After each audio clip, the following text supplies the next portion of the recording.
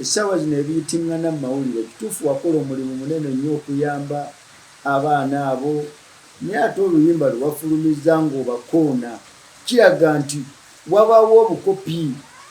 Tulaba Musumbayiga ffenna yatusitula, ffenna Musumbayiga yatuyamba. Hassan twali bubi, wali bubijjukira gye wavanga yiga n'akukubira ennyimba bonna Ajati Madiina ba nabbi omukazi twebe bangi bayamba. Ddala gwe yakujja wala nnyo, nange kennyini yanjja wala naye yatulangiranga ate nga twamunyizanga. Ni kaakati omwana oyo alimpa embeera gye wamuvuzeemu nga wamuvuze bubi nnyo, okubeera ng'ali ku kitanda, akyali ku kitanda eno mufulumizaamu oluyimba okuyamba. Woba oyambe yambanga na mutima gwo, tojjukira kiri kyoba oyambye. Ekyo kiwakoze Katonda yali kikuwereddemu n'omukisa munene nnyo, naye kati essaawa zino oyinza okukifunamu ekikolimo kuba wayambye ate n'ova mu kuyamba ate n'ogattako ate n'okujerega. Yalimpa essaawa zino kyeyatuukako kyali kimwagaliza nnaku. Kati ate gw'ovaayo n'omukubamu oluyimba wandimukutula kuba guli omwoyo gwali gumwagaliza ennaku gukyaliwo tekunnavaawo, oyina musabira busabizi n'atereera. Nze Nabbi Enoke abizaayo eyayita mikono gyange gya Musumbayiga Agustini. Nze Nabbi Enoke abizaayo eyayita mikono gya Musumba Agustini eyawummula. Muganda wange Hassan ekigabo omukisa kwagaliza nga ne Mukama waffe Yesu naye yawaayo obulamu bwe tubeere n'obulamu obutaggwaayo. Nga ne Mukama waffe Katonda naye yawaayo omwana we Yesu tubeere n'obulamu obutaggwaayo. Teyasobola tulangira ng'atuwadde omwana oyo Yesu. Essaawa zino ebiyitingana mu mawulire kituufu wakola omulimu munene nnyo okuyamba abaana abo naye ate oluyimba lwe wafulumiza ng'obakoona kiraga nti wabaawo obukopi. Tulaba Musumbayiga ffenna yatusitula, ffenna Musumbayiga yatuyamba. Hassan twali bubi. Pastor nze sizanyisa musajja. Dayira. Shukran mna mganti Pastor Iga bamutuse. Tati everybody said they've reached Pastor Iga bamutuse. They've reached Pastor Iga on themselves. Dayira omusajja omukwatanga kadera k'amaana. Iye muna ennaku zino batono. Era bamma abasajja batono. Shia. Iye. Tosanyisa musajja. Wange embeera naye era ne mukulabako. Oba olina kyonoonya. Oba owedde. Maama. Yani bamuyita Akasirye Nicholas. Mugambe gwe Kasirye togeza nowe mamaaza, togeza nowe riranye emputwa yonna. Kasirye togeza newe mamaaza, togeza nowe mamaliza kwaba abawala wakitandika kimalirize. Which is okay.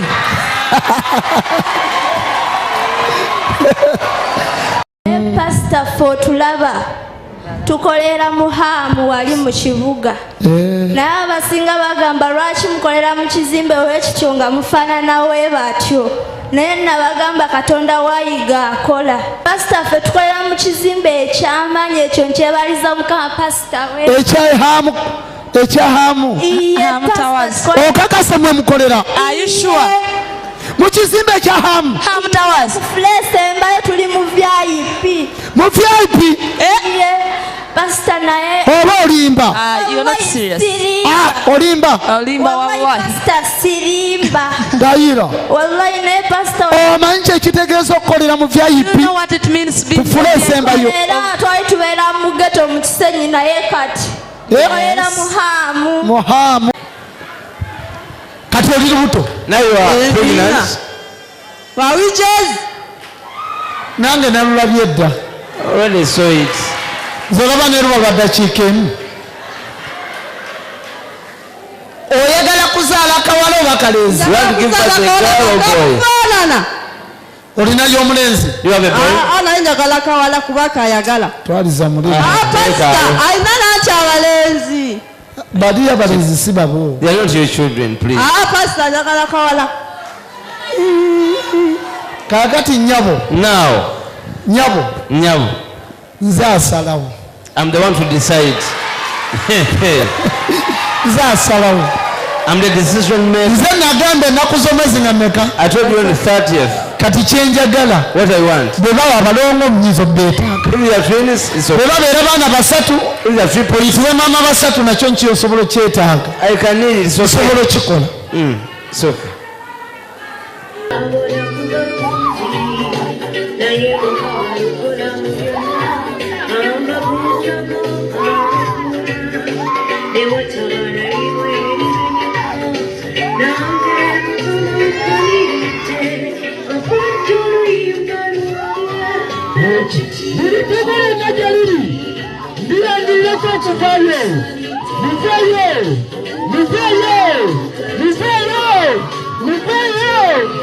Wali bubijjukira gye wavanga yiga n'akukubira ennyimba bonna ajati madiina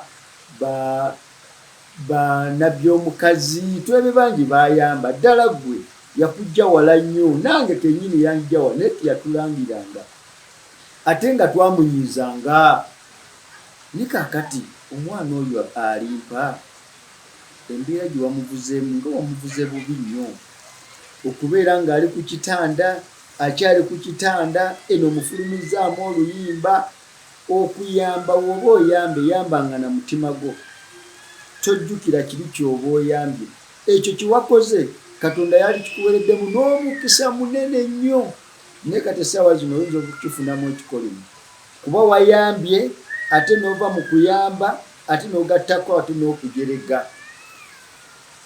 Hassan Nduga nkwagala nnyo oli muyimbi wa Amanyi wayitira mikono gya Musumbayiga nange Enoka nayitira mikono gya Musumbayiga era ennaku z'omwezi nga 26 tulina okujjukira Musumbayiga ffenna ng'abaweereza be nekino nkikugamba lwaki tugenda kujjukira Yiga kubanga teyatusosola kubanga we yayamba teyatulangiranga bye yatuyamba nga gwe essaawa zino wovuddeyo otambudde olaze oyambye ako kabanga tetugamba nti tukiyite nti kaba kamiro oli wavayo n'agamba nti Hassan wantwalira ssente zange gw'omanya nti tewazitwala kireke wawulira ebigambo ebiyitiŋŋana ebingi gwe kitwale nga ekitalina makulu kuba gwe wakola omulimu gwo watuusa omulimu gwo watuusa ekitala kyo wakyetikka n'obaako abantu bebayamba abamu baafa naye nga bonna abaafa baali bakwano baffe. Grace yali mukwano gwaffe naye yali wa revival band, naawe wa revival band eyabayambanga yali omu Mukama yamujjulira. Naye kaakati gwe lwaki wavuddeyo ate essaawa zino neweefuula ate ow'ekitale nnyo noyogera ebigambo n'ofulumizawo n'oluyimba ng'olinga akuba gudikudde mb'oli ali ku kitanda puresa y'omwana oli ali ku kitanda bambi wawulira ebintu ng'ebyo ayinza n'okufa.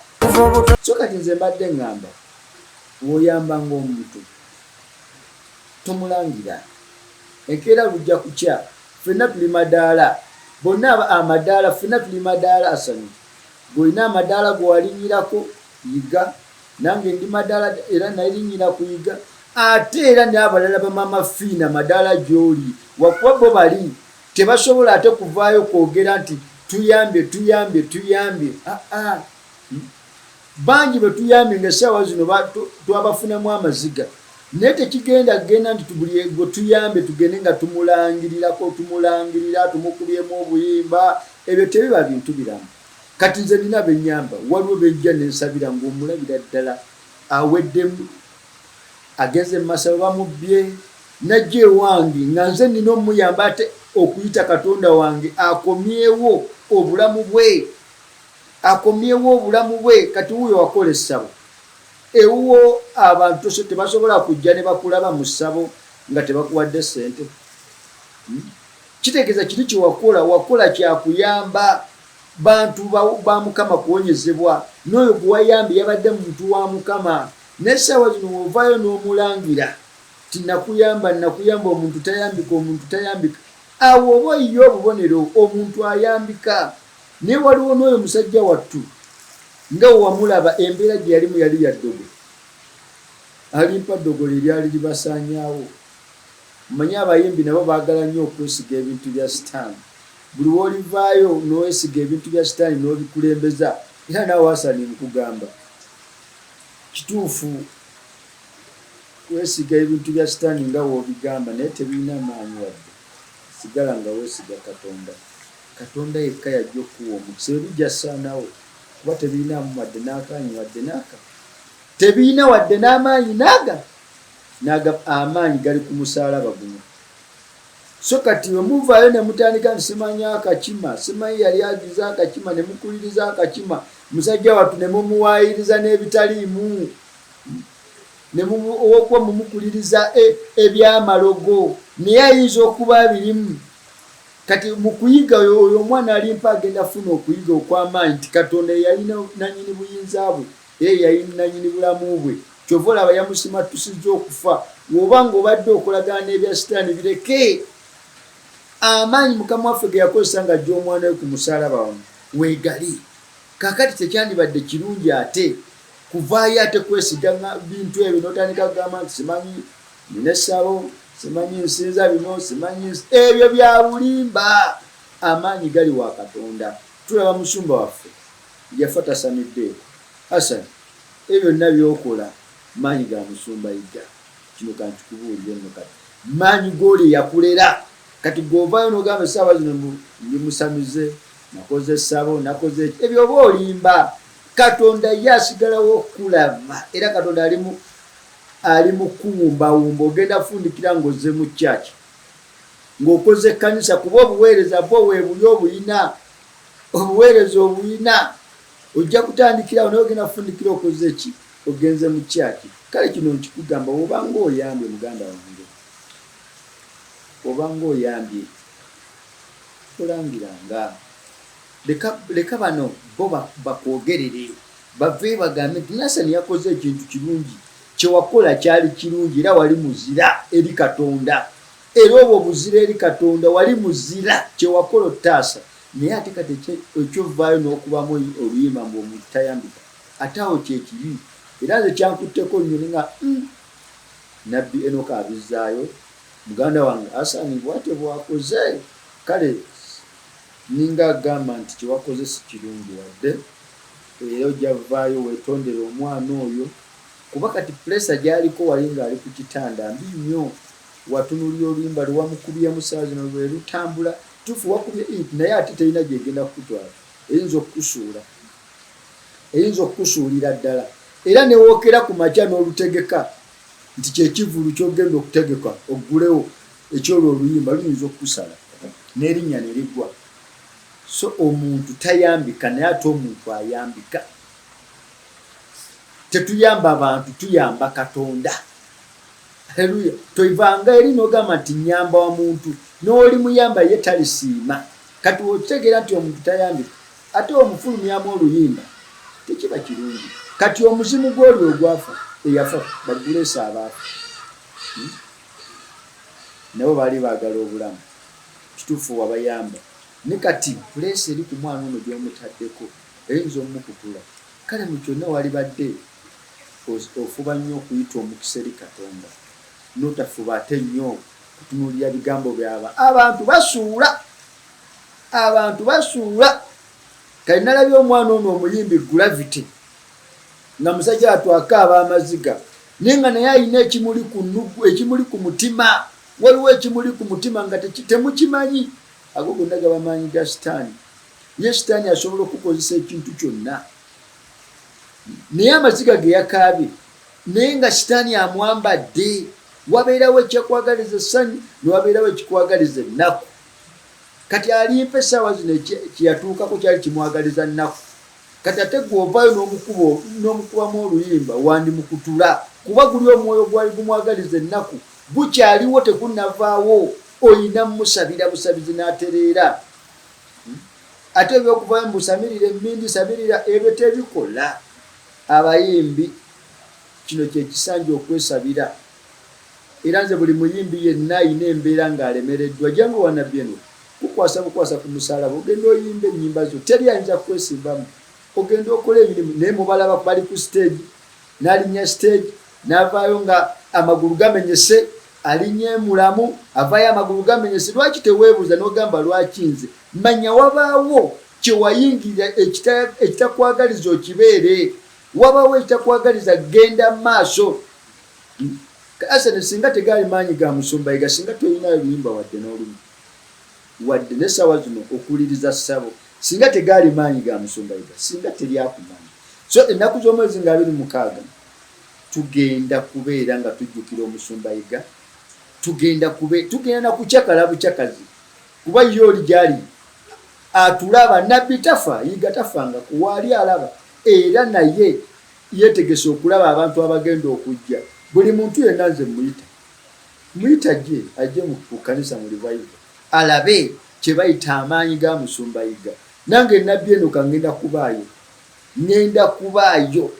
kuba mmanyi nabbi tafa waali mulamu Hassan mwenna mujje mulabe nabbi tafa nze namutumye nabbi tafa yiga namutumye nabbi tafa nsangibwa Kawaala Gombeesesaawo Userengetawo katono namuŋŋoona nze nabbi Enoka abizaayo Mukama gwe yantumye okukozesa omusalaba ojja buzi n'okwata ku musalaba gwa Mukama n'owonyezebwa ojja buzi n'ombuulira kyoyagala ewange si ssente bino ebyesente musooka ojjondayo emitwalo 10 mitwalo 2 kakadde sinze ngenda okuwonya Katonda yagenda okuwonya njagala nkusabire owone ofune kyoyagala womala okifuna jangu neebaze lwaki nkusabe 10 ate oleme kuwona naye manyi wennaaba nkusabe nsikusabe ssente n'owonyezebwa ojja kusobola okumpa nezisinga 10 amafuta weegali abantu ba Mukama bawonyezebwa Katonda yalonze nabbi Enoka guno omulembe nze njogeze ensi essaawa zino obwama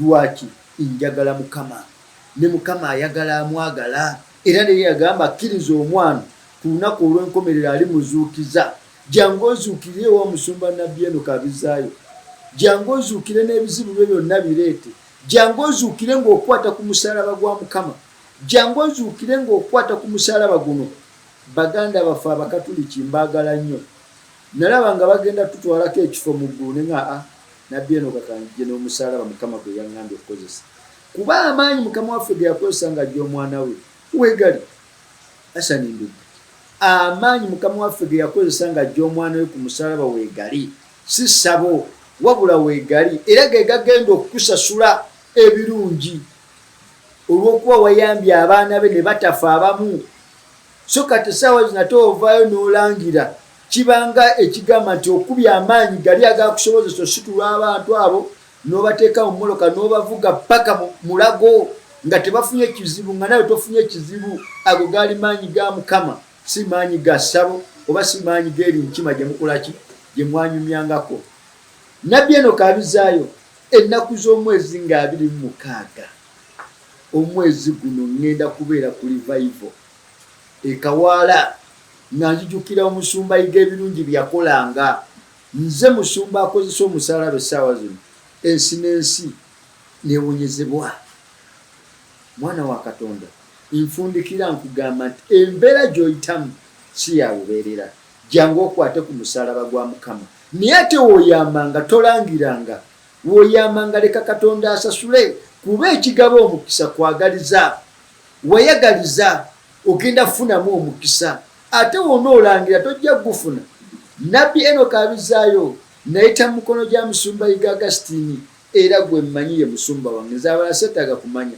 wabula nzitowa wovaayo n'onjogerera obulungi ofuna ebirungi wovaayo n'onjogerera obubi ofuna bubi gwoba weefuula nti oli w'amaanyi vaayo njogereko ekyemba saakola vaayo tandika ogamba nti nabbi Enoka nabbi wa bulimba Katonda waakuteekateeka akuweerako ebikolwa Katonda yanteekateeka nampeerako ebikolwa nampeerako omukono oguwonya teri agenda kujja mu mikono gyange aleme butawonyezebwa teri agenda kujja kukwata ku musalaba guno aleme butawonyezebwa buli mwana yenna eyeetaga olinya ennyonyi jangu okwate ku musalaba omwezi guno nfulumiza abaana 15 baalinya ennyonyi bali mu nsi z'ebweru bali eyo beeyagala te ajja n'akwata ku musalaba gwa Mukama ayitira mu mikono mirungi asanga boso omulungi asanga emikwano emirungi kale nabbi Enoka abizaayo ekigaba omukisa kwagaliza nze wange nkulabira bwereere kuba mmanyi omuntu woofuna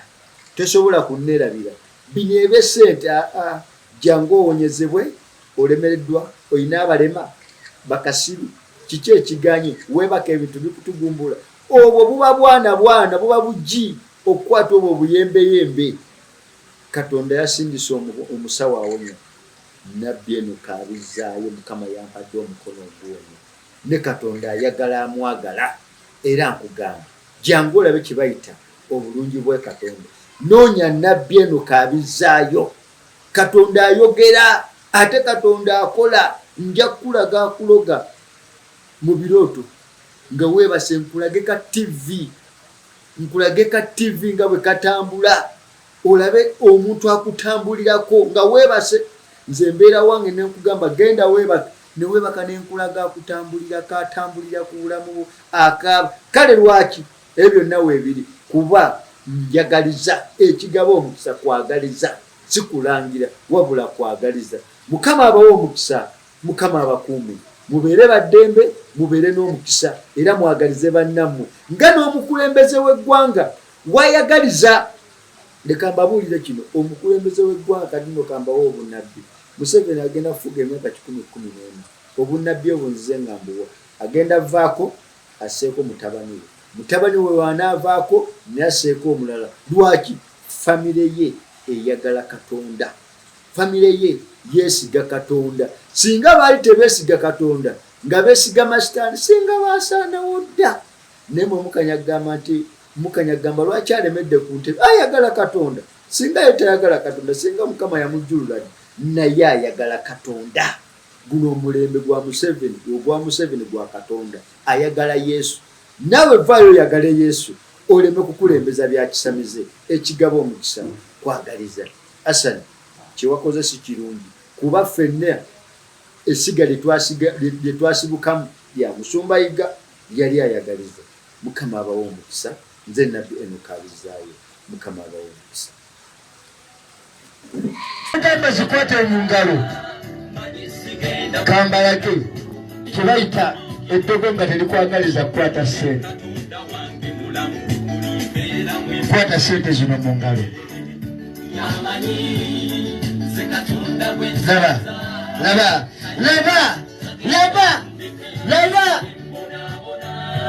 laba tukimwagaliza laba mulabe olubuto n'omwana ekintu kimuli mu lubuto omwana aliyeba ebirungi alina ettereera kino ekibadde kimuleeta kyekibadde kyekimwagaliza ttereera ekibadde kirega olubuto n'omwana kibadde kyekimwagala ttereera omwana kimukise kati kyo kivuddeko ekibadde kirukise kati kyo kivuddeko ekibadde kirukise kati kyo kivuddeko